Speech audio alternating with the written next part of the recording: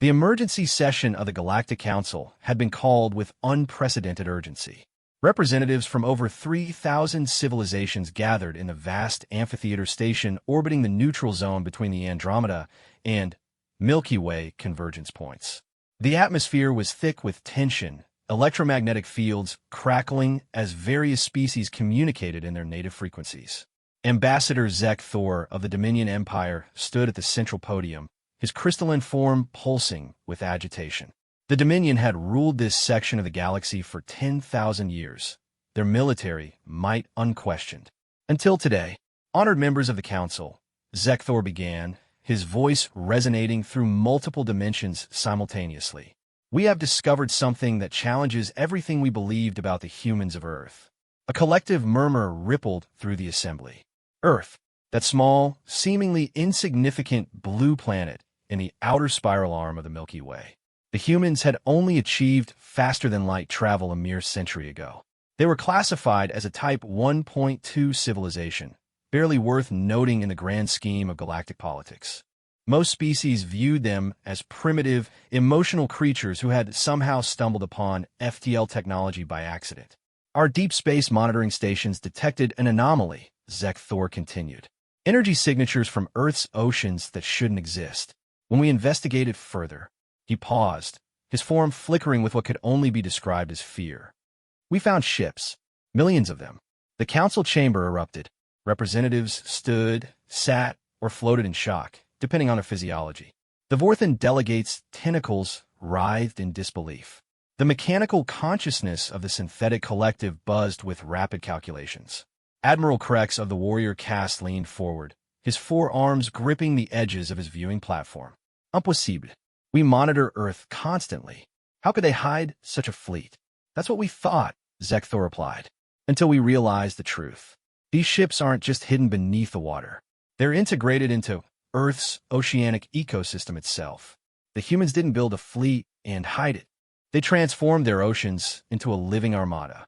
The holographic display in the center of the chamber flickered to life, showing Earth in all its blue-green glory. The image zoomed in, penetrating the ocean's surface. What appeared next defied comprehension. Structures that looked like coral reefs were actually massive dreadnoughts. What seemed to be underwater mountain ranges were carrier groups. Schools of what appeared to be marine life were actually swarms of attack craft. By the ancient codes, whispered the elder from the celestial harmony. How long have they been preparing this? The data streams began flowing across the display. Ship counts, energy readings, weapon signatures. The numbers were staggering. Conservative estimates put the fleet size at over 1 million vessels, ranging from small patrol craft to battleships that dwarfed even the Dominion's proudest warships. Commander Sarah Chun stood quietly in the human observation booth, watching the alien representatives panic. She wore the simple blue uniform of Earth's Deep Ocean Command, the organization that had overseen Project Poseidon for the past 50 years. Her expression remained neutral, but inside, she felt a grim satisfaction. The secret was out, but it was out on humanity's terms. The project had begun shortly after humanity's first contact with alien life. The initial meetings had been cordial, but human psychologists and strategists had quickly recognized the underlying dynamics. The galaxy operated on a might-makes-right principle, dressed up in diplomatic niceties. Earth was seen as weak, ripe for exploitation. Several species had already made veiled threats about protection, arrangements that sounded suspiciously like extortion. So humanity had done what it did best, prepare for the worst while hoping for the best. But instead of building obvious orbital shipyards and military installations that would have attracted attention and possibly triggered preemptive strikes, they had gone underwater. The oceans covered 71% of Earth's surface and averaged 2 miles in depth. It was the perfect hiding place. Using a combination of bioengineering, nanotechnology, and good old-fashioned human ingenuity, they had begun the transformation. Ships were grown as much as built, using modified coral that could process seawater into hull material stronger than any known alloy. Propulsion systems were based on bioelectric cells that left no traditional energy signature. Weapons were integrated into what appeared to be natural formations. The beauty of the system was its redundancy and camouflage. Even if alien sensors detected something unusual, it would appear to be natural oceanic activity. Volcanic vents masked energy signatures. Whale songs covered communication frequencies. The constant motion of currents and tides concealed the movement of vessels. How did they achieve this level of technology? Demanded the Quellian representative, their gaseous form swirling in agitation. Their technological assessment ratings indicate they shouldn't be capable of this for another 1,000 years. Zek Thor manipulated the display, bringing up intercepted human communications. We've been analyzing their historical records. It appears the humans have been deliberately underplaying their capabilities. Their public technology is decades, perhaps centuries behind their actual development. This revelation sent another shockwave through the assembly. Deliberately hiding technological advancement was not unheard of, but to do so on this scale, and to fool the combined intelligence services of thousands of civilizations, it was unprecedented. There's more, Zek Thor continued, his voice heavy with implications. The fleet isn't just defensive. These ships are equipped with something the humans call tsunami drives. They can travel through space by riding gravitational waves, achieving speeds that rival our fastest vessels. And their weapons. He paused again. They've weaponized water itself. Projectiles that phase between matter states, impossible to shield against. Torpedoes that create micro-black holes. Fighters that can operate in space, atmosphere, and underwater without losing effectiveness. The display showed test footage apparently captured by human monitoring systems. A single medium-sized human vessel, looking like nothing more than a metallic whale, suddenly erupted with weapons fire. The target, an asteroid the size of a small moon, didn't just fragment. It ceased to exist, converted entirely to energy in a matter of seconds. When? The question came from Ambassador Ivan of the Trading Consortium. When were they planning to reveal this? As if an answer, every screen in the council chamber suddenly displayed the seal of United Earth. The alien representatives fell silent as the image resolved into a human face. President Martinez of United Earth looked calm, almost serene. When she spoke, her words were translated into every language simultaneously. Members of the Galactic Council, she began. By now, you've discovered our ocean fleet. Please understand, this was never meant as an act of aggression. Humanity has studied history, both our own and yours. We've seen how emerging civilizations are often subjugated, their resources stripped, their people enslaved, or worse. We chose a different path. The president's image was replaced by scenes of Earth's oceans. Beautiful, peaceful, teeming with life. Our oceans gave birth to life on our world. It seemed fitting they should protect it. For 50 years, we've prepared. Not for war, but for the possibility of war. We've listened to your debates about what to do with primitive Earth. We've intercepted communications discussing our mineral wealth, our strategic location, our potential as a slave species. The scenes shifted, showing human children playing on beaches, families gathering for meals, artists creating, scientists discovering. We are not warmongers, but we are not victims. Our fleet remains in our oceans because that is where it belongs, protecting our home. We seek trade, cultural exchange, mutual growth. But we will not be conquered. We will not be exploited. We will not go quietly into servitude. The president reappeared, her expression hardening.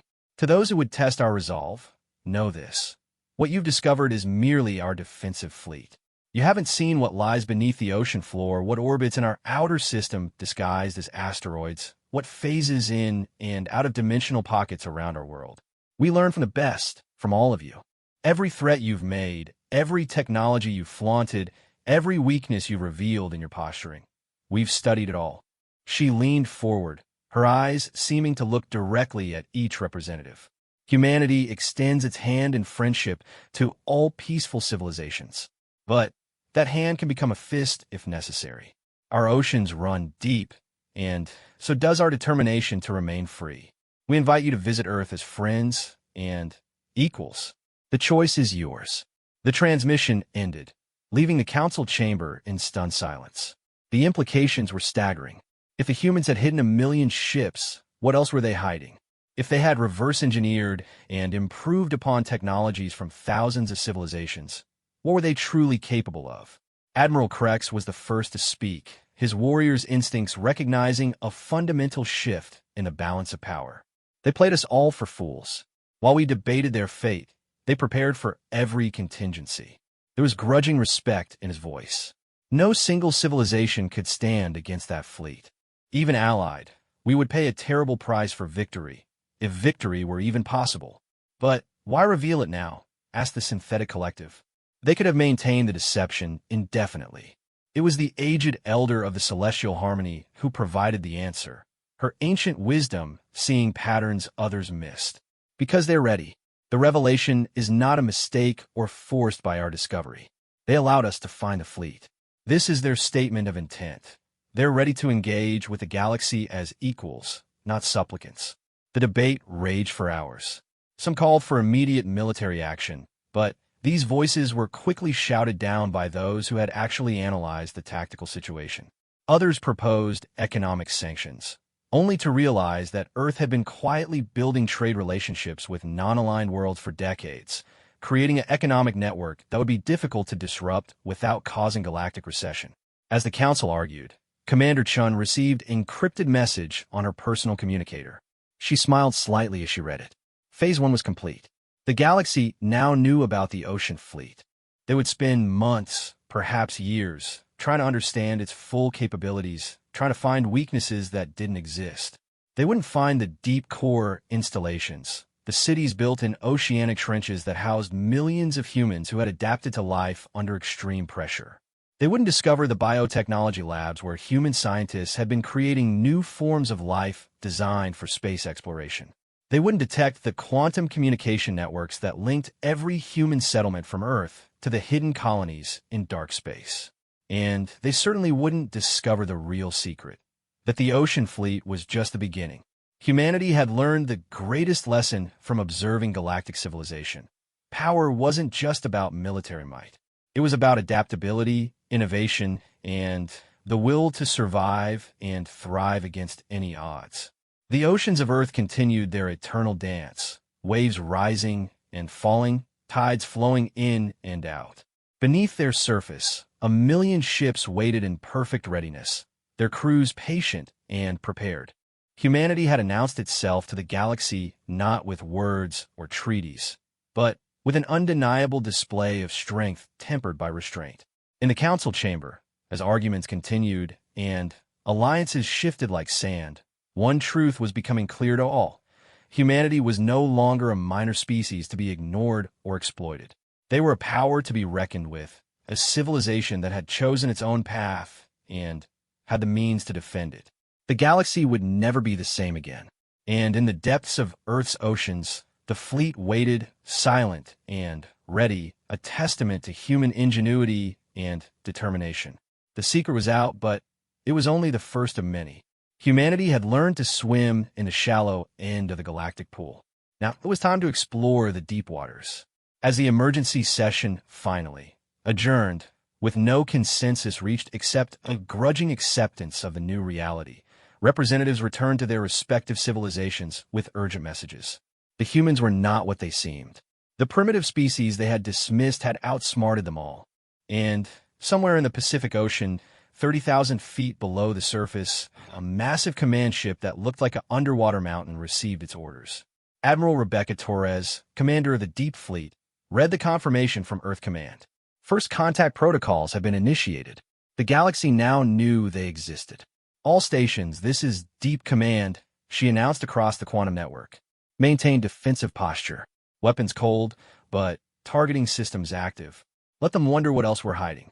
She paused, looking at the holographic display showing the positions of every ship in the fleet. Welcome to the deep end of the pool, Galaxy. Hope you can swim. The ocean fleet settled back into waiting, watchful and ready. Above them, Earth's surface showed no sign of the power that lurked beneath. Cities went about their daily business. Ships crossed the oceans carrying cargo. Children played in the surf, unaware that beneath their feet lay the most powerful naval force in galactic history. Humanity had revealed one card in their hand, but the game was far from over, and they still had an entire deck to play. The galaxy had been stunned by the revelation of the ocean fleet. They had no idea that this was just the shallow end of human ambition. In the depths, the fleet waited, patient as the ocean itself, and just as unstoppable when roused to action. The secret was out, but it was a secret with teeth. And those teeth were sharp enough to bite anyone who threatened humanity's freedom. The galaxy had wanted to know what humans were capable of. They were beginning to find out. And this was only the beginning. 3 weeks had passed since the revelation of Earth's ocean fleet, and the galaxy remained in turmoil. Stock markets on 1,000 worlds fluctuated wildly. Military strategists ran endless simulations.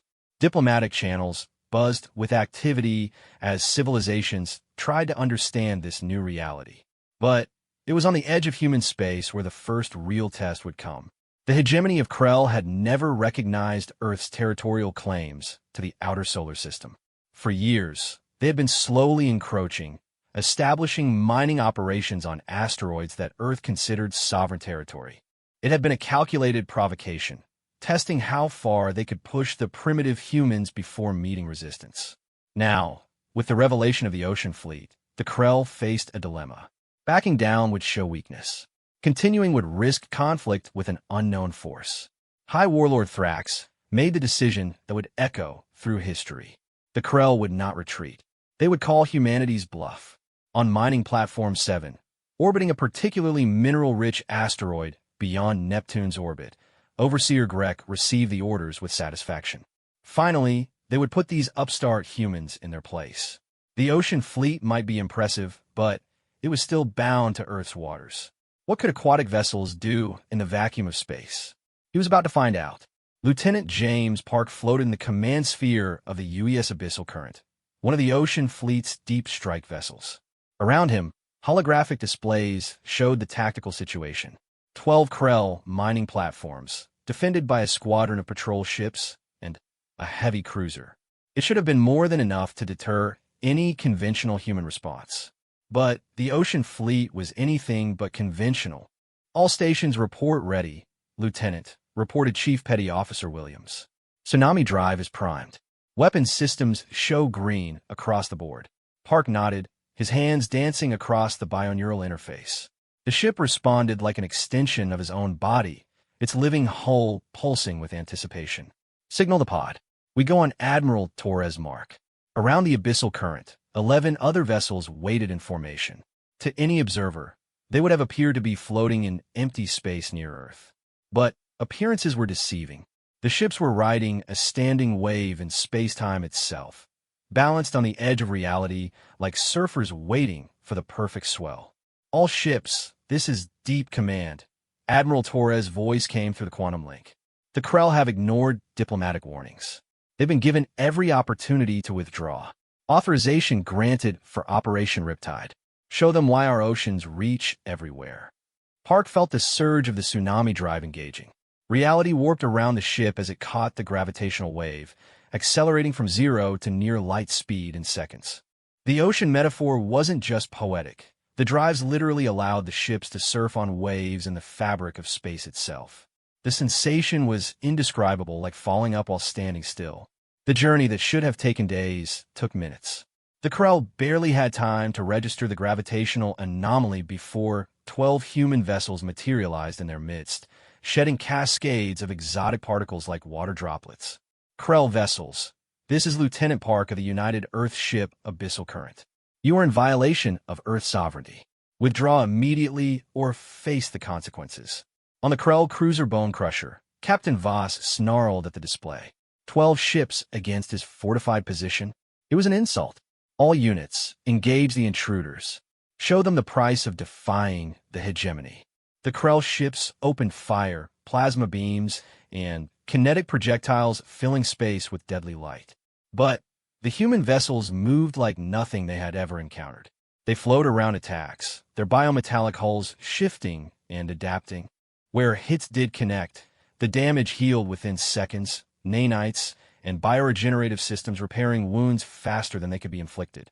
Return fire, Park ordered calmly. Hydro cannons, target their weapon systems. Let's show them what water can do. The Abyssal Current's main guns swiveled, looking more like organic tubes than traditional weapons. They fired, but what emerged wasn't any conventional projectile.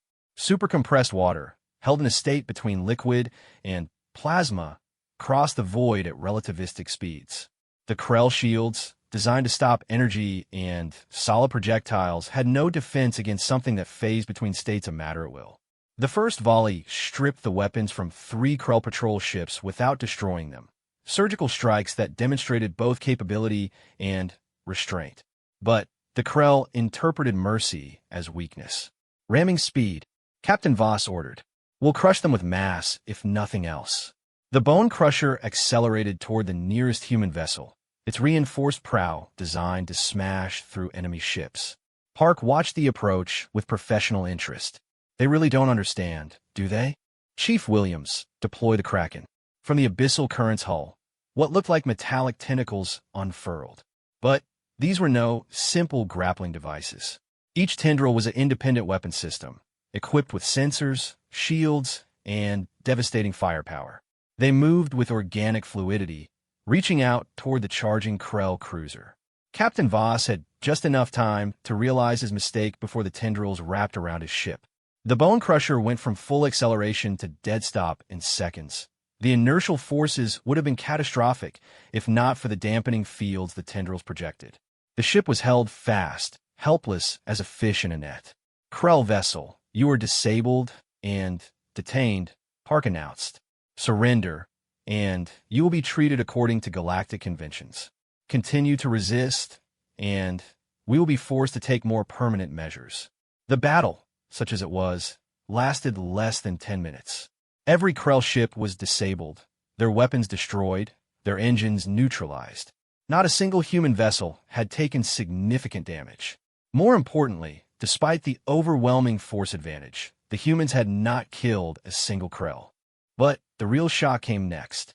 Sir, sensor detection reported, we're detecting massive gravitational distortions. Something big is coming. Park smiled grimly. Right on schedule. All ships, defensive formation. Let's show our guests the rest of the welcoming committee. Space itself seemed to tear open as ships began emerging from tsunami jumps. Not 12, not 100, thousands. They came in waves, each larger than the last. Destroyers, cruisers, battleships, carriers launching clouds of fighters that moved in perfect schools. And at the center, something that defied classification, a vessel the size of a small moon, its surface rippling like water despite being in vacuum. The UES Pacific Titan, flagship of the Ocean Fleet's Deep Space Command, dwarfed even the largest Dominion dreadnoughts. Its presence was not just physical, but psychic, broadcasting a sense of implacable power that could be felt in the bones. On Mining Platform 7, Overseer Grek had stopped trying to make sense of his instruments. They showed water where no water could exist. They registered life signs from ships that seemed more organism than machine. They detected energy signatures that violated 3 separate laws of physics. Audi whispered, "How are they here? The Ocean Fleet is bound to Earth's seas." His answer came from an unexpected source. The main screen activated, showing a human face he didn't recognize. The woman wore the uniform of a Earth-Ocean Command Admiral, but her eyes held depths no terrestrial ocean could match. "I am Admiral Chun Wei, commanding the Mariana sector of Earth's Ocean Fleet. You seem confused, Overseer, so let me explain. You think of oceans as bodies of water on planetary surfaces. We think bigger. Space itself is an ocean of dark matter and quantum foam, of gravitational currents and electromagnetic tides. And we have learned to swim in all oceans." She gestured, and the display showed a map of the solar system. But it wasn't like any map Grek had seen. It showed currents and flows, eddies and depths.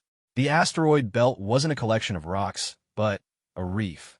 Jupiter's gravity well wasn't a hazard, but a whirlpool that could accelerate ships to incredible speeds if navigated correctly. "Your people saw our oceans and thought us limited," Admiral Chun continued. "But water takes the shape of its container. In space, we simply found a bigger container. Your mining platforms are built on our reefs. Your ships sail through our territorial waters. And you didn't even know it. The implications hit the watching galaxy like a tidal wave. The Ocean Fleet wasn't limited to Earth. It could go anywhere, appear anywhere. The million ships weren't hiding in Earth's oceans. They were hiding in the ocean of space itself, invisible until they chose to surface. On the bridge of the detained Bone Crusher, Captain Voss watched his tactical display with growing horror. The human ships weren't just numerous, they were everywhere. Sensor ghosts suggested thousands more phasing in and out of detectability, riding currents in space-time that Krell technology couldn't even perceive. "This is impossible," he muttered. No civilization could hide this level of development. The energy signatures alone. His sensor officer had an answer, though it brought no comfort. "Sir, I've been analyzing their drives. They're not using conventional power sources. The ships are feeding, drawing energy from quantum fluctuations, from solar wind, from gravitational gradients. They're not just traveling through space. They're part of it." The Ocean Fleet spent the next 6 hours systematically dismantling every Krell installation in the outer system. Not destroying, dismantling. Mining platforms were carefully taken apart, their crews evacuated to safety. Defensive installations were neutralized with surgical precision. The precious minerals the Krell had extracted were loaded onto the platforms and sent back toward Krell space with a simple message: a gift from Earth. Next time, ask permission. But the true demonstration was yet to come. Admiral Torres herself appeared on every screen in the solar system, her transmission reaching not just the local ships, but being relayed throughout the galaxy. Behind her, the great Ocean Fleet was visible in all its terrible glory.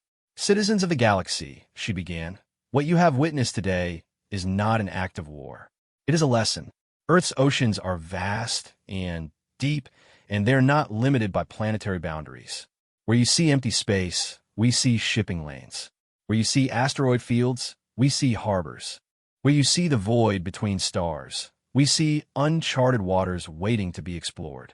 The display behind her shifted, showing not just the solar system, but the nearby star systems. Currents of gravitational force connected them, forming a vast network of passages and routes. "We have been patient. We have been peaceful. But patience is not weakness, and peace is not submission. The Krell thought to test our resolve. They have received their answer."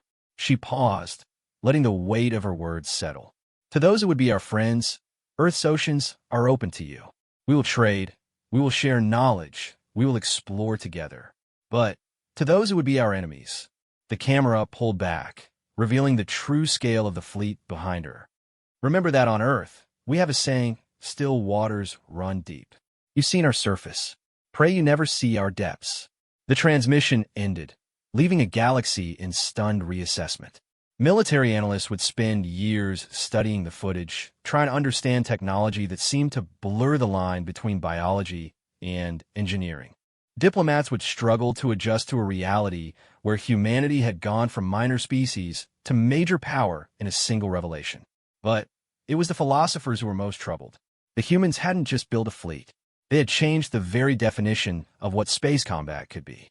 They had turned the greatest weakness of aquatic vessels, their limitation to water, into their greatest strength by redefining what water meant on a cosmic scale.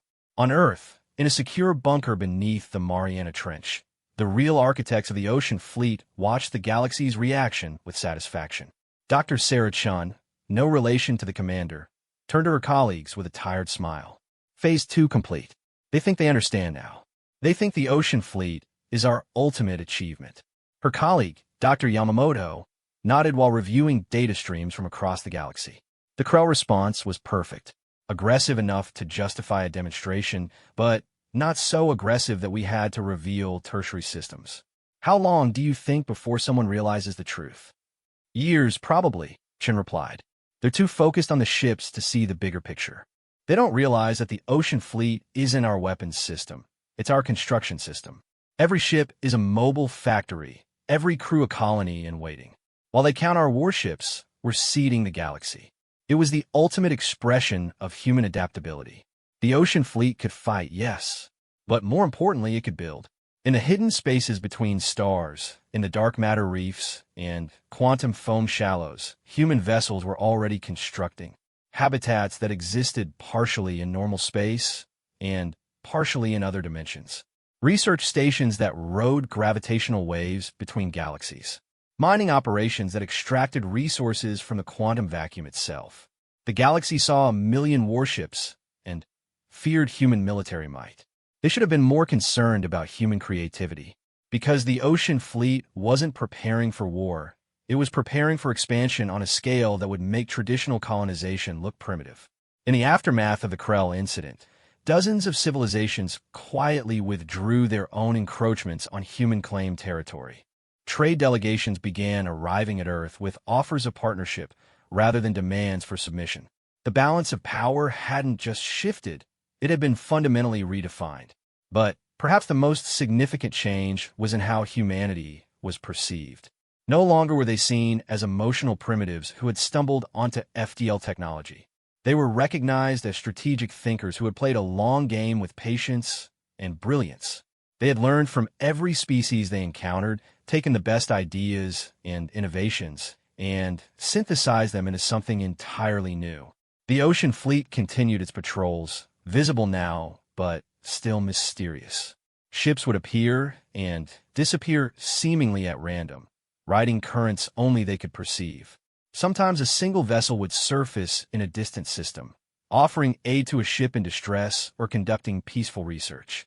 Other times, entire battle groups would materialize to remind aggressive species that Earth's reach was long and its memory longer. And in Earth's oceans, both liquid and cosmic, the fleet grew. New ships were birthed from underwater nurseries and spaceborne creches. New technologies were developed that pushed the boundaries of what was possible. New generations of humans were trained not just as sailors, but as explorers of a universe that was itself one vast ocean. The secret was out, but it had only raised more questions. How had humanity achieved this? What else were they capable of? And, most importantly, what did they ultimately want? The answer was simple, though few in the galaxy would believe it. Humanity wanted what they had always wanted: to explore, to grow, to push boundaries, and see what lay beyond the next horizon. The ocean fleet wasn't a tool of conquest. It was a tool of curiosity. But it was also a guardian, ensuring that human curiosity could flourish without interference. The galaxy had learned that Earth's oceans had teeth. Now, they would learn that those teeth protected something far more dangerous than military might. They protected human potential. And that potential was as vast and deep as the oceans themselves. The disaster began in the Veil Nebula, where the ancient devourers stirred from their million-year slumber. No one knew what had awakened them. Perhaps it was the increasing FTL traffic in the region, or maybe their hibernation cycle had simply ended. What mattered was that they were awake and they were hungry. The first to fall was the Altarian research station. 12,000 souls vanished in minutes, consumed by creatures that existed partially in real space and partially in dimensions that had no names. The distress signal they managed to send showed only writhing shadows and screaming darkness before cutting to static. Within days, 3 systems had gone dark. The Devourers moved like a plague through space, consuming not just life, but the very fabric of reality where they passed. Planets were left as hollow shells, their cores eaten from within. Stars flickered and died, their energy siphoned into whatever hellish dimension the creatures called home. The Galactic Council convened an emergency session, but panic had replaced their usual measured deliberation. The Dominion Empire, for all its military might, could only slow the creatures' advance. The synthetic collective's logic engines crashed when trying to analyze beings that violated fundamental laws of causality. The elder races spoke in hushed whispers of legends they had hoped were myth, of the devourers that had ended the previous cycle, leaving only scattered survivors to rebuild civilization. "We need every ship, every weapon, every warrior," declared Zek Thor, his crystalline form dim with exhaustion. The proud Dominion leader looked broken, having watched his border worlds fall one by one. This is not about politics or territory anymore. This is about survival. But even as alliances formed and fleets gathered, everyone knew the truth. Their weapons were designed to fight other ships, not living nightmares that ate reality itself. Energy beams passed through the Devourers like light through water. Kinetic weapons simply vanished into their non-Euclidean forms. Even antimatter bombs only seem to make them multiply. It was Ambassador Ivan of the Trading Consortium who finally voiced what many were thinking. What about the humans? Their ocean fleet uses technologies we don't understand. Perhaps. The humans are isolationists, spat Admiral Krex. They've made it clear they'll defend their territory, but have no interest in galactic affairs. They won't risk their precious fleet for us. But desperation makes for strange bedfellows. A delegation was dispatched to Earth, traveling at maximum speed as reports came in of another 5 systems consumed. They arrived to find Earth defenses at maximum alert, the ocean fleet visible in formations around the planet like schools of metallic fish. President Martinez received them in the United Nations building, the ancient structure now serving as the center of United Earth's government. She listened to their plea with a carefully neutral expression, though her advisors could see the calculations running behind her eyes. You want us to commit our entire fleet to fighting creatures that have destroyed everything sent against them, she summarized. Beings that exist partially outside our reality, that consume the fundamental forces of the universe itself. Is that correct? Zekthor's form pulsed with desperate energy. We know it seems hopeless, but your ships operate on principles we don't understand. Your mastery of water, of life itself adapted to space, perhaps it could make a difference. Without help, the entire galaxy could fall, including Earth, eventually. The president was quiet for a long moment. Then, she touched a control on her desk. Admiral Torres, please join us, and bring Project DeepMind with you. The alien delegates shifted uneasily. They had heard rumors of human research into consciousness and reality, but Project DeepMind was new to them. When Admiral Torres arrived, she was accompanied by someone who made even the non-corporeal beings among them uncomfortable. Dr. Lisa Anderson looked normal enough, a middle-aged human woman with graying hair and kind eyes.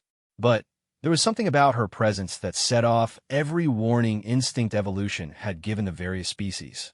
She seemed to exist too intensely, as if reality paid more attention to her than to others.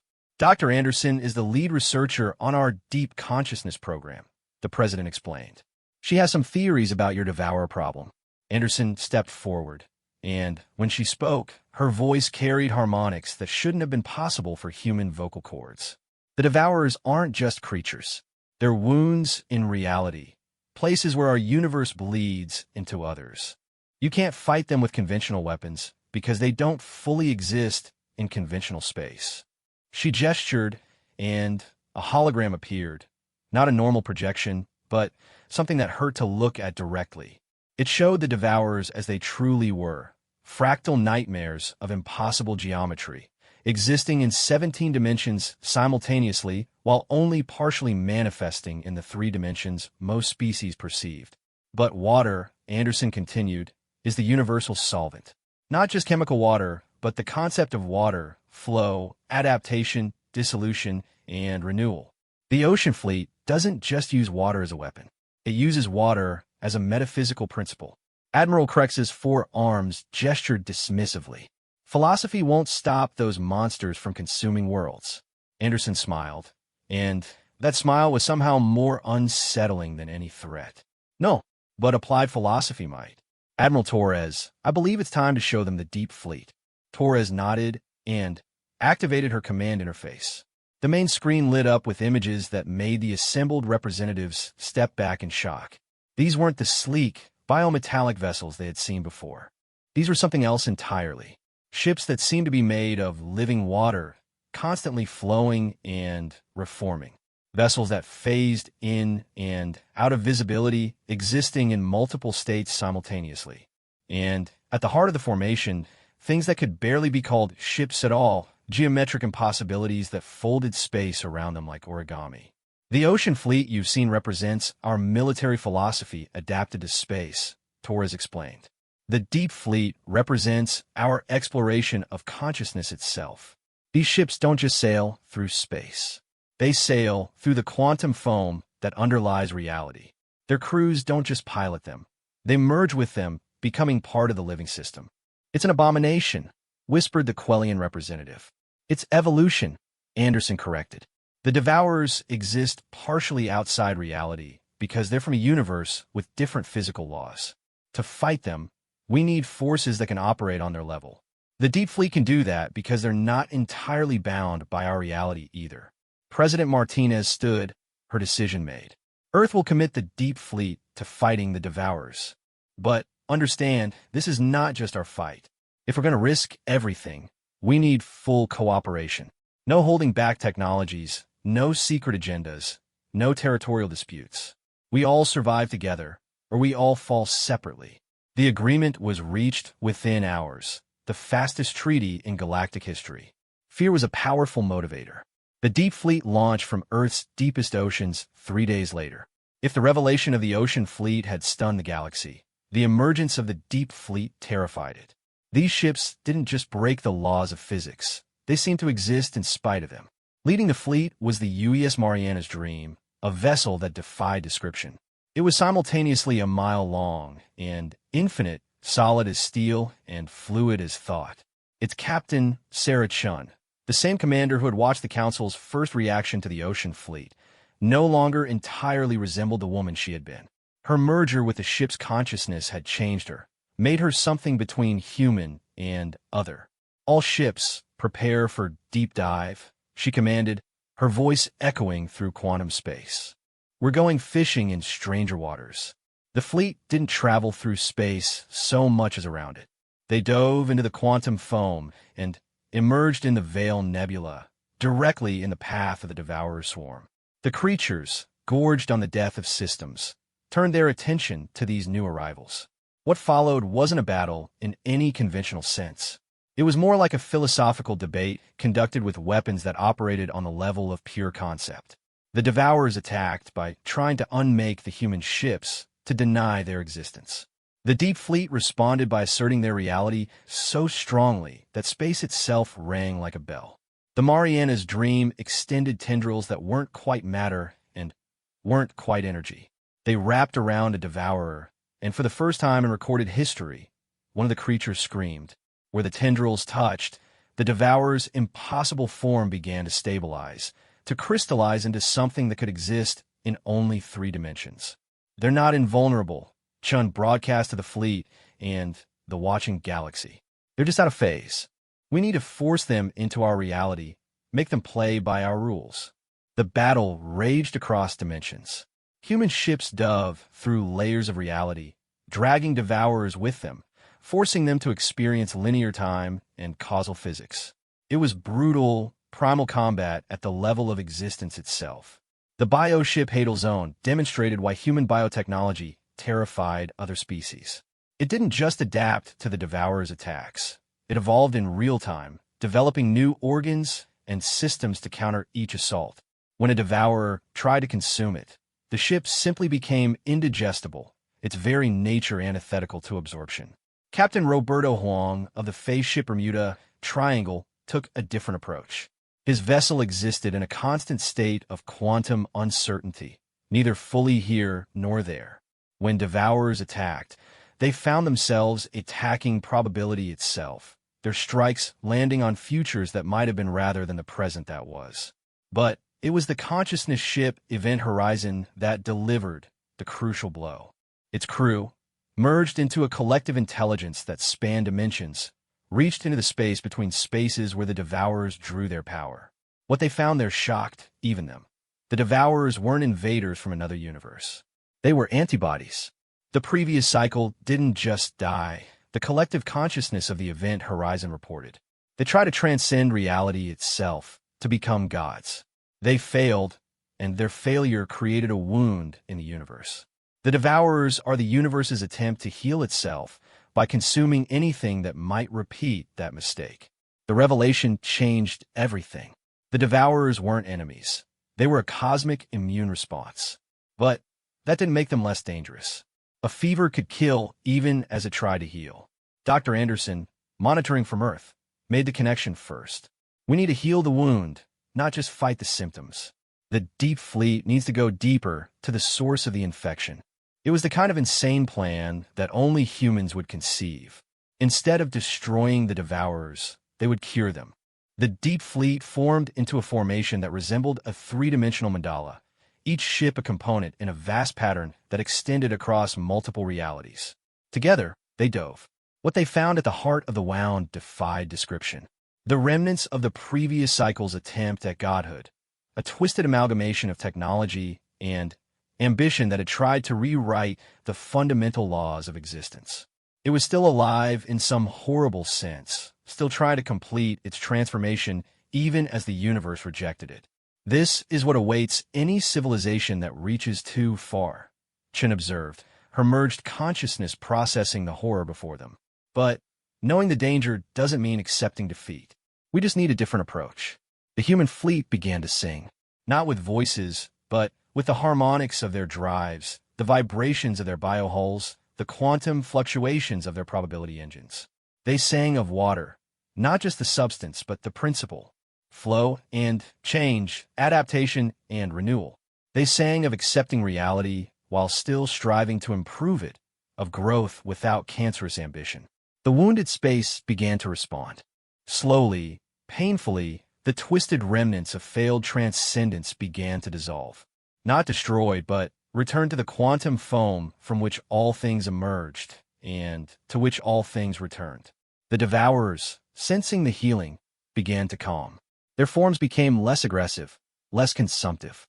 They were still dangerous, but they no longer sought to destroy everything in their path. It took 7 days, a number that would gain mythological significance in later retellings. 7 days of the deep fleet holding the line between reality and chaos, singing existence back into harmony.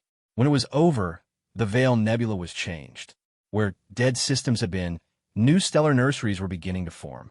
The Devourers hadn't vanished, but they had returned to dormancy, their purpose fulfilled for now.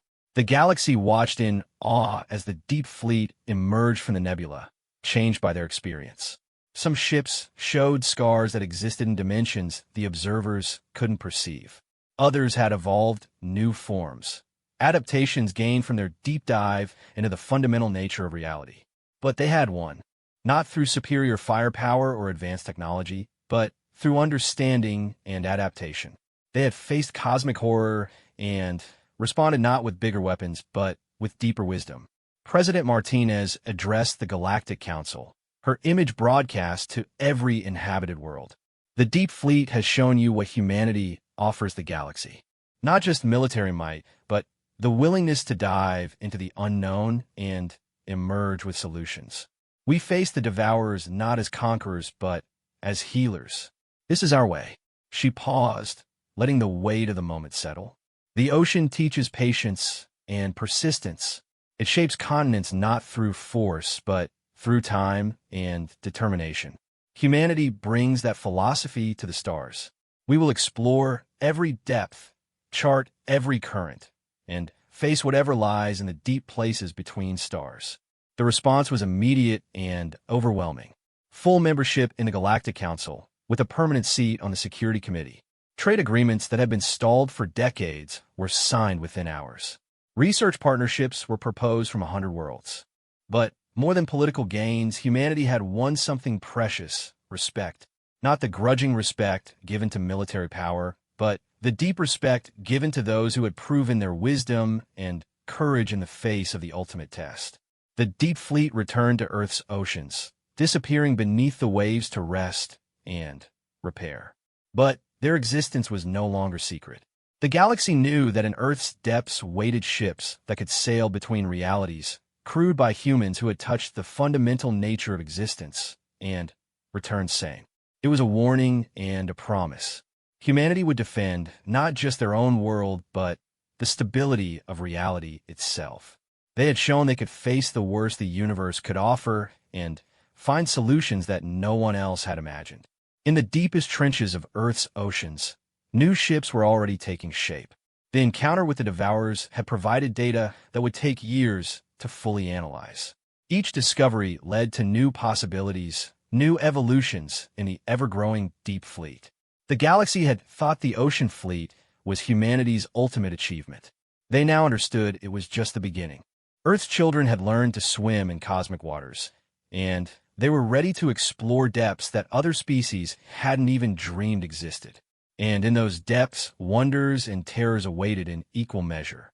But humanity would face them all with the patience of the tide and the persistence of water wearing away stone. The ocean always finds a way, and so would they. The message arrived on every major world simultaneously, transmitted through channels that shouldn't have existed. The ancients had returned. For most younger species, the ancients were legend, the first civilization to achieve spaceflight, the builders of the Gateway Network, the creators of technologies that still defied understanding millions of years later. They had vanished at the height of their power, leaving behind ruins that drove xenoarchaeologists mad with their impossible geometries and machines that worked on principles no one could decipher. Now they were back, and their message was simple: your cycle has failed. Prepare for renewal.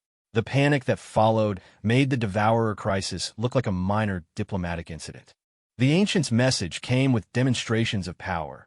Stars were casually rearranged to spell out warnings in constellations visible from every inhabited world. Planets were moved from their orbits and then returned, their populations unharmed but deeply shaken. The Gateway Network, which had functioned automatically for eons, suddenly began denying access to ships seemingly at random. At the emergency session of the Galactic Council, fear had given way to despair. Even united, the combined fleets of all known civilizations were insects compared to beings who could reshape solar systems as easily as a child playing with toys.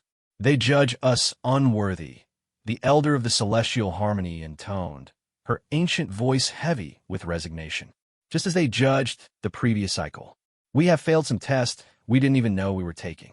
But President Martinez, attending via quantum projection from Earth, had a different perspective. Have we considered trying to talk to them? The suggestion was met with incredulous silence. Admiral Krex was the first to speak. Talk? They're preparing to wipe us from existence. Are they? Martinez countered. They could have destroyed us already if that was their intention. They're demonstrating power, yes, but they're also communicating. That suggests they want something from us. What could beings of such power possibly want from us? Zekthor asked. Martinez smiled slightly. Maybe that's the wrong question. Maybe we should ask what they're testing us for. The debate raged for hours, but eventually, desperation won. A diplomatic mission would be sent to the coordinates the ancients had provided, a location in empty space where their massive world ship waited. Every civilization would send representatives, but by unanimous vote, the humans would lead the delegation. You solve the Devourer crisis by understanding rather than fighting, the synthetic collective explained. Perhaps your approach will work again. Admiral Torres selected her team carefully. Along with herself, she brought Dr. Anderson from the Deep Mind Project, Captain Shun from the Mariana's Dream, and, surprisingly, a child, 12-year-old Maria Santos, who had been born aboard one of the Deep Fleet vessels and showed an intuitive understanding of multidimensional physics that amazed even veteran scientists. The journey to the ancient world ship was unlike any they had experienced. Space itself seemed to guide them, currents in reality flowing toward their destination. As they approached, the true scale of the ancient vessel became clear. It wasn't just large, it existed on multiple scales simultaneously. From one angle, it was the size of a moon. From another, it encompassed an entire solar system. From a third, it was no bigger than standard transport. Non-Euclidean architecture, Maria observed with the casual tone of a child noting something interesting, but not surprising. They build in more than 3 dimensions. The ship is probably bigger on the inside than the outside, but also smaller. It depends on how you look at it. The docking process was automatic, their ship drawn in by forces that operated on levels beyond conventional technology. They found themselves in a reception chamber that defied perception, walls that were also floors, distances that changed based on intention rather than movement, light that carried meaning as well as illumination. And there, waiting for them, were the ancients. They weren't what anyone expected. No towering beings of pure energy or incomprehensible alien forms. They looked tired. The 3 figures could have passed for any number of humanoid species, if not for the weight of eons visible in their eyes. Welcome, one said, and the word contained layers of meaning that telepathy couldn't fully convey. We are the gardeners. You may call me growth, and my companions pruning and renewal. Admiral Torres stepped forward, showing no fear despite facing beings that could unmake her with a thought. "We receive your message. We're here to understand." Growth smiled, and it was both sad and hopeful. "Direct. Good. Your species shows promise. Tell me, Admiral, what do you believe our message meant?" Torres considered carefully. "You spoke of our cycle failing and preparing for renewal. Given your power and history, most assume you intend to destroy us and start over. But I think there's another interpretation." "Oh." Pruning leaned forward, interest flickering in ancient eyes. "Your gardeners," Torres continued. "Gardeners don't destroy gardens that are struggling. They prune what's dead, nurture what's healthy, and sometimes they teach others to tend the garden themselves." Renewal actually laughed, a sound like wind chimes in a temporal storm. "In 10 million years, you're the first to understand without being told. Your species thinks in water, don't they? Flow and adaptation rather than rigid structure." Dr. Anderson spoke up. "The previous cycle tried to transcend reality and failed. The Devourers were the result. You're here to prevent us from making the same mistake." "Partially correct," Growth acknowledged, "but incomplete. Every cycle faces the same choice eventually: transcendence or transformation. The previous cycle chose transcendence, seeking to escape reality rather than improve it. They failed catastrophically. Your cycle is approaching that same decision point." The ancient gestured, and the chamber filled with images, civilizations rising and falling, technologies advancing, the same patterns repeating across millions of years. Most species develop along predictable lines. They conquer their world, then their system, then their region of space. They build bigger weapons, faster ships, more powerful computers. And eventually they hit the wall. "The wall?" Captain Chen asked. "The limits of material advancement," Pruning explained. "You can only make energy weapons so powerful before they become impractical. You can only travel so fast before causality itself rebels. You can only compute so quickly before you're modeling the universe faster than the universe models itself. When civilizations hit the wall, they face a choice. Some try to break through by force," Renewal continued. "They attempt to transcend physical limits entirely to become gods. They always fail, usually catastrophically. The Devourers were one of the milder consequences we've seen. But there's another path," Growth said, his ancient eyes focusing on young Maria, who was examining the non-Euclidean architecture with fascination rather than fear. "Transformation. Accepting the limits while finding new ways to grow. Not breaking the rules of reality, but learning to play by different rules." Maria looked up at the ancient with the directness only children possess. "Like water. When water hits a wall, it doesn't try to break through. It finds the cracks or goes around or over or under. It changes the wall slowly, not all at once." The three ancients exchanged looks that might have contained entire conversations. "Your species understands this intuitively. Your ocean fleet doesn't try to overcome the laws of physics. It adapts to them, finds new applications, new interpretations. You're the first cycle to develop reality adaptation technology before attempting reality-breaking technology. So you're not here to destroy us," Torres said, hope creeping into her voice. "We're here to test you," Growth corrected, "to see if your understanding is deep enough to take the next step. If you pass, we'll guide you onto the transformation path. If you fail," he didn't need to finish. "What's the test?" Anderson asked. The ancients smiled in unison, an unsettling sight. "You're already taking it. The fact that you came to talk rather than fight, that you brought a child to a first contact situation, that you're asking questions rather than making demands. All of this is the test." The chamber around them began to shift, showing Earth and its ocean fleet. But now the humans could see what the ancients saw, not just ships, but a living system that spanned from the deepest trenches to the edge of the solar system. The fleet was revealed as more than a military force. It was a nervous system for a new kind of civilization. "You've already begun the transformation," Pruning observed. "Your merger of biology and technology, consciousness and matter, individual and collective. These are the first steps on a path that leads to something unprecedented." "Show them," Renewal suggested. "They've earned that much." Growth gestured again, and suddenly the human delegation could see everything. The galaxy not as a collection of stars and planets, but as a vast ocean of possibilities. Currents of probability flowed between systems. Whirlpools of potential swirled around civilizations. And there, barely visible, were the paths, ways forward that didn't require breaking reality, but rather surfing its waves.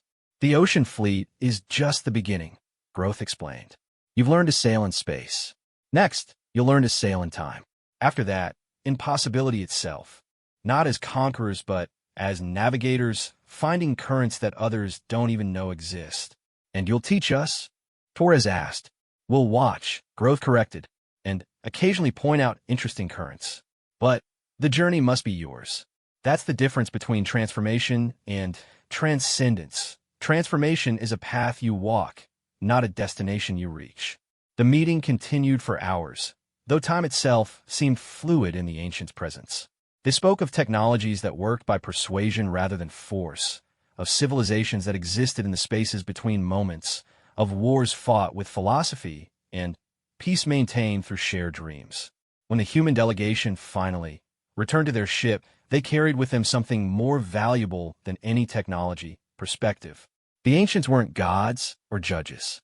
They were gardeners who had learned to tend reality itself, and they were offering to share their tools with any who proved wise enough to use them properly. The message they brought back to the Galactic Council changed everything. The ancients' test wasn't a threat. It was an opportunity. Civilizations could continue on their current paths and eventually face the wall, where they could learn from humanity's example and find new ways to grow. The ocean path, President Martinez announced to the assembled species, is open to all. Not just Earth's philosophy, but a galactic philosophy. We stop trying to conquer reality and start learning to flow with it. The response was mixed. Some species, too set in their ways, rejected the notion.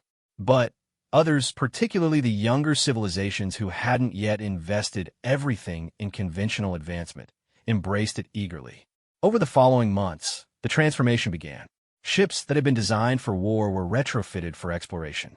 Technologies that had been weapons became tools for understanding. The ocean fleet shared its principles freely, teaching others how to see space as an ocean rather than a void. And the ancients watched, occasionally intervening when someone strayed too close to dangerous waters. They revealed themselves to be not the first civilization, but the first to successfully transform, to find a way to grow without destroying themselves or reality in the process. The galaxy was changing one current at a time. Species that had been enemies found common cause in exploration. Technologies merged and evolved in ways that would have been impossible under the old paradigm. And at the center of it all, Earth's ocean fleet continued to grow and adapt, leading by example rather than force. In her office beneath the Pacific, Admiral Torres reviewed the reports with satisfaction tinged with apprehension. They had passed the ancients' first test, but she knew there would be others. Transformation was not a destination, but a journey, and they had only just begun to understand how deep the waters went. But that was okay. Humanity had learned patience from the ocean. They would take it one tide at a time, flowing around obstacles, wearing down resistance, always moving forward even when seeming to retreat. The million ships of the ocean fleet continued their patrols, but now they were joined by vessels from a dozen other species, all learning to sail the cosmic waters. The secret was no longer just about the fleet. It was about a new way of existing in the universe. And in the depths of space, where reality grew thin and possibilities multiplied, new currents were forming. The transformation had begun, and like the tide itself, it was unstoppable. The ancients had offered them a choice between transcendence and transformation. Humanity had chosen transformation, and in doing so had shown the galaxy a third option, not to overcome reality or escape it, but to dance with it, to flow with its currents and find the beauty in its constraints. The ocean had taught them well. Now it was time to teach others to swim. 1 year after the ancients' test, the transformation of galactic civilization was well underway. But it was in Earth's deepest oceans that the real change was happening.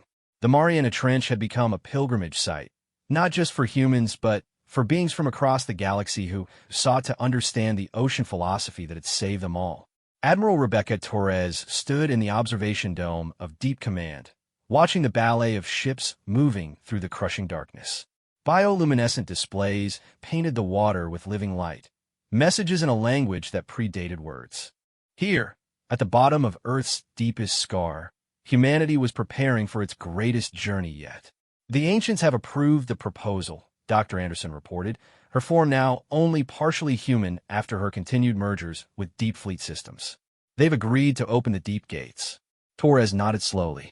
The Deep Gates, pathways not just through space, but through the fundamental layers of reality itself. The ancients had used them to explore not just other universes, but other possibilities, other ways reality might have organized itself. Now, they were offering humanity the chance to join them in that exploration. How many volunteers? Torres asked.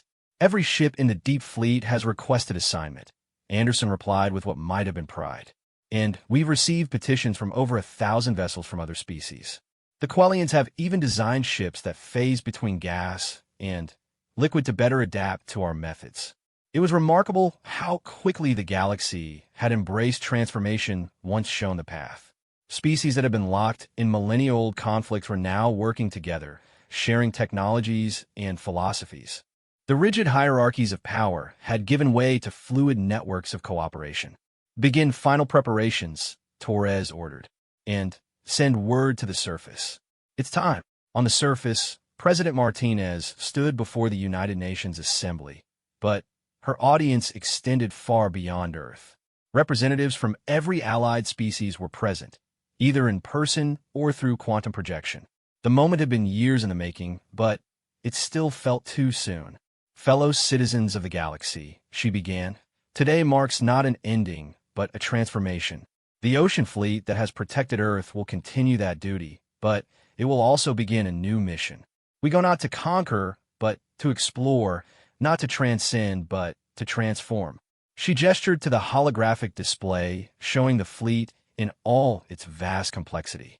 We have learned that reality is not a prison to escape, but an ocean to explore. Every law of physics is not a barrier, but a current we can learn to ride. Every limitation is not a wall, but a challenge to flow around, over, or through. The display shifted, showing the deep gates, wounds in reality that looked like whirlpools of possibility. The ancients have shown us doorways to other oceans, other ways of being. We go now to explore them, to learn from them, to bring back knowledge that will benefit all. She paused, her expression serious. But we do not go as conquerors or claim these spaces as ours alone. The ocean belongs to no one and everyone. Any who wish to join us in this exploration are welcome. Any who prefer to remain and tend this reality have our blessing and our promise we will share what we learn. The ceremony that followed would be remembered as the moment when humanity truly came of age. Ships from dozens of species formed formations that resembled nothing so much as schools of fish, moving in harmony despite their vastly different origins. The ocean fleet rose from Earth's waters in a display that turned the sky into a living aurora, bioships, and consciousness vessels painting reality with their passage. At the forefront was the Mariana's Dream, now evolved far beyond its original form. Captain Shun merged so completely with her ship that distinguishing between them was meaningless. Send out a final message to Earth. We are the children of the ocean, born in darkness and pressure, but always seeking the light. We dive deep not to hide, but to discover. We flow not from weakness, but from strength. We go now to swim in stranger waters, but we carry Earth's oceans with us always. The journey to the first deep gate took them to the edge of known space, where reality grew thin and malleable. Here, the ancients waited in ships that defied classification, vessels that existed as much as ideas as physical objects. Ready, Growth asked, his ancient presence touching each ship in the fleet. We were born ready, Shin replied. We're human. Diving into the unknown is what we do. The passage through the deep gate was like being turned inside out while staying perfectly still. Reality flickered, showing infinite variations of itself. In one, the humans could see a universe where water never existed, where life had found other mediums. In another, consciousness had developed in the spaces between atoms. Each glimpse expanded their understanding of what was possible. They emerged in a place that wasn't quite space as they understood it. Colors that had no names, painted structures that might have been planets or thoughts or something else entirely. The laws of physics were more like suggestions here, and cause and effect danced together rather than following in sequence. "Welcome to the deep," Renewal announced, appearing beside them in a form that shifted between states of matter. This is where we learned transformation, not by breaking reality's rules, but by discovering there are many realities, each with its own rules. The skill is in learning to navigate between them. The exploration that followed challenged every assumption the fleet had held. They encountered civilizations that existed as pure mathematics, communicating through equations that reshaped local physics. They found oceans of dark matter where creatures of impossible beauty swam through dimensions humans hadn't known existed. They discovered that consciousness itself could crystallize into structures that served as both art and technology. But perhaps the most profound discovery came from young Maria Santos, now serving aboard the Event Horizon. While the adults struggled to categorize and understand, she simply accepted and adapted.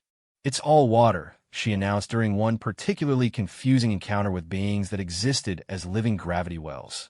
Different kinds of water, but still water. It flows, it adapts, it finds its level. We just need to learn the local currents. Her insight revolutionized their approach. Instead of trying to force their understanding onto new realities, they learned to flow with them. Ships evolved new capabilities not through engineering, but through understanding. Crews developed senses that had no names in human language, but felt as natural as sight or touch. And throughout it all, they maintained their connection to Earth. What they learned, they shared. Technologies that seemed like magic flowed back through the deep gates. Healing techniques that operated on probability rather than biology. Energy sources that drew power from the tension between realities. Communication methods that made distance irrelevant. The galaxy transformed at an exponential rate. Species that had been dying found new ways to thrive. Conflicts that had seemed eternal dissolved when viewed from perspectives where they simply didn't make sense. The rigid structures of the old order gave way to something fluid and adaptive. But it wasn't without cost. Some ships that entered the deep never returned. Not destroyed, but transformed beyond the ability or desire to come back. Some crew members chose to remain in realities that suited them better than their original. And some discoveries were too dangerous to bring back, truths that could shatter minds not prepared for them. Admiral Torres, now something between human and ocean and idea, established protocols for deep exploration. Never go alone. Always maintain a connection to consensus reality. Remember that transformation doesn't mean losing yourself. It means becoming more yourself than you knew was possible. 5 years into the deep exploration, humanity made its most significant discovery. In a reality where consciousness and matter were indistinguishable, they found the source of the ocean itself. Not water, but the principle of water, flow, adaptation, the tendency of all things to seek their level and find their path. "It's not unique to Earth," Dr. Anderson reported, her form now a shifting amalgam of human thought and oceanic principle. Every reality has its version. The ancients found it in the flow of time, the Kelvari in the dance of probability. But the principle remains: there's always a way to flow, always a current to ride, always a depth to explore. This discovery changed everything. The ocean fleet wasn't just Earth's creation. It was a universal principle expressed through human understanding. Other species began developing their own versions, their own ways of riding the currents of existence. The synthetic collective created ships of living information that could navigate data spheres as easily as space. The crystalline empire grew vessels from compressed time that could explore the past and future as easily as the present. The gaseous alliance developed techniques for riding atmospheric currents between realities. And at the center of it all, Earth's oceans continued to birth new wonders. Ships that were also forests, also cities, also dreams. Crews that were individual and collective, human and other, finite and eternal. Technologies that operated on poetry as much as physics. 10 years after the first deep dive, the galaxy was unrecognizable. The rigid hierarchies and territorial disputes of the past seemed like ancient history. In their place was something fluid and ever-changing, a civilization that flowed between realities as easily as water flows downhill. But perhaps the most remarkable change was in humanity itself. No longer did they see themselves as separate from the universe, struggling against its laws. They were part of it, flowing with it, shaping and shaped by the currents of existence. On Earth, children were born who could perceive quantum superposition as easily as color. Artists created works that existed in multiple dimensions simultaneously. Scientists no longer discovered laws of nature. They negotiated with them.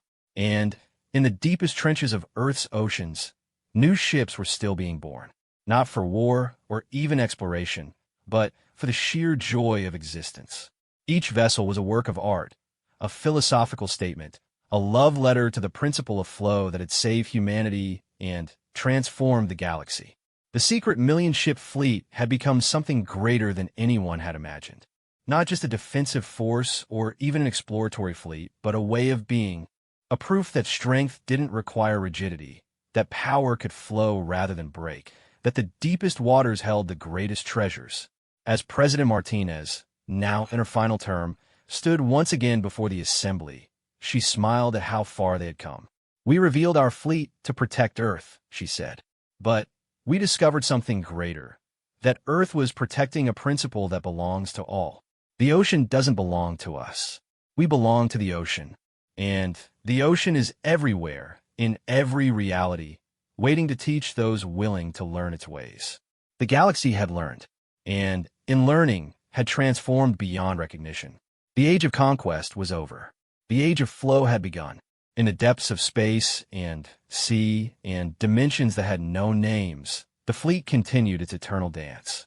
Ships that were also songs, crews that were also currents, destinations that were also origins. The secret was no longer hidden, but had become so vast that no single mind could grasp it all.